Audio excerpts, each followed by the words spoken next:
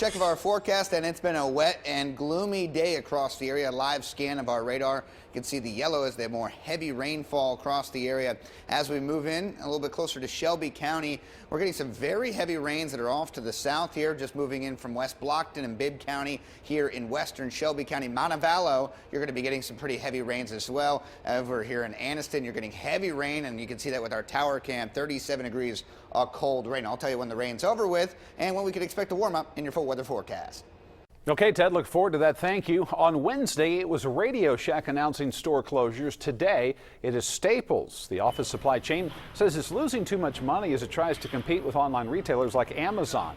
To cut expenses, Staples says it is shutting the doors at 225 locations across the country.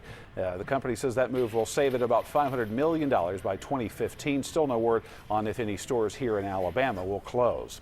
Losing any business is a major development in Calhoun County, where the Chamber of Commerce is reporting the county was hit the hardest of the state's largest metropolitan areas. The chamber is reporting job losses at 12% from 2007 to 2010. Since that time, Calhoun County has only recovered about 3% of those jobs. But some good news tonight. Earnings by those who are employed are up by 11%. With 8 days left now in the legislative session, it is that time when state lawmakers are trying their best to pass bills that are still on the table. Now, we want to give you a look at some of the bills that are still pending. Carley's Law was on the calendar for the Senate today. It could legalize the use of medicine derived from marijuana to help people who have seizure disorders. There is also a bill that would authorize Alabama gun owners to transport pistols in vehicles without a permit. That bill made it out of a Senate committee on Wednesday, along with a bill to allow spay-neuter clinics to continue operating in the state. A former Fairfield City Councilman is headed to prison for 2 years. Primus Mack was convicted in January on charges of child enticement and sexual abuse. It's a split sentence covering 10 years, 2 years behind bars, followed by 2 years supervised release. Mack will also have to register as a sex offender. Family and friends said goodbye to a child who was killed in a crash in Shelby County last week. 20-month-old Jaden Allen was laid to rest at People Chapel Funeral Home in Hueytown today. Allen died when the car his mother was driving crashed outside a bank in Alabaster. His mother, Summer Wilford, remains in the Shelby County Jail. She is charged with reckless murder. Her preliminary hearing is set for April the 2nd. Some clarification tonight about a public hearing involving planned bridge replacement on I-2059 through the heart of Birmingham. ALDOT listed that meeting as taking place tonight, but it is scheduled for Tuesday evening, March 11th. ALDOT will present the plan to the public to replace the elevated roadway between 31st Street North and I-65. That work will include the complete removal of sections of the highway, which has been a source of controversy. Traffic will be redirected along 11th Avenue North behind the BJCC. The public is invited to this meeting on the 11th to give their feedback on this project. Again, that meeting is set for Tuesday at St. James Missionary Baptist Church on 24th Street North from 4 p.m. until 7 p.m. You can take a look at the proposal online by following the link on our website at cbs42.com. Still ahead here on CBS 42 News at 6, how what you eat affects your lifespan. Coming up tonight, we'll tell you about a study that took 18 years, and researchers are taking a look at the impact meat and cheese can have on your long-term health. Plus, it's time to reward a deserving teacher with the grant needed to help sharpen young minds in the classroom. But first, everything students encounter on the exam should be widely applicable to their work in college and career settings. Major changes are in store for the SAT, but how will they impact Alabama students? Our Melissa Crabtree checks out a college prep class to get the answer. Then later in sports, one of the most popular faces in college football shares his thoughts on rule changes. Tonight on CBS 42, don't miss the laughs in an all-new CBS Comedy Thursday, followed by a new Elementary. Then stay tuned for CBS 42 News at 10. See it all tonight starting at 7, only on CBS 42.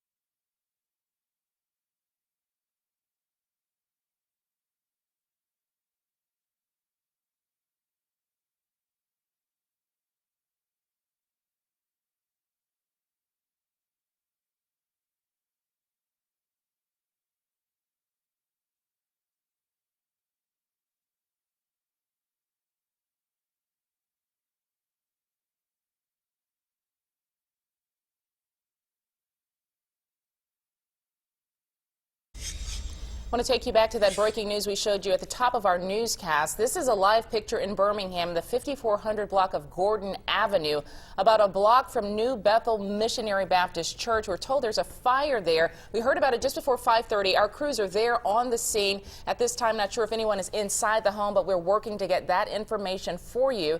We'll have an update for you online at CBS42.com and tonight at 10.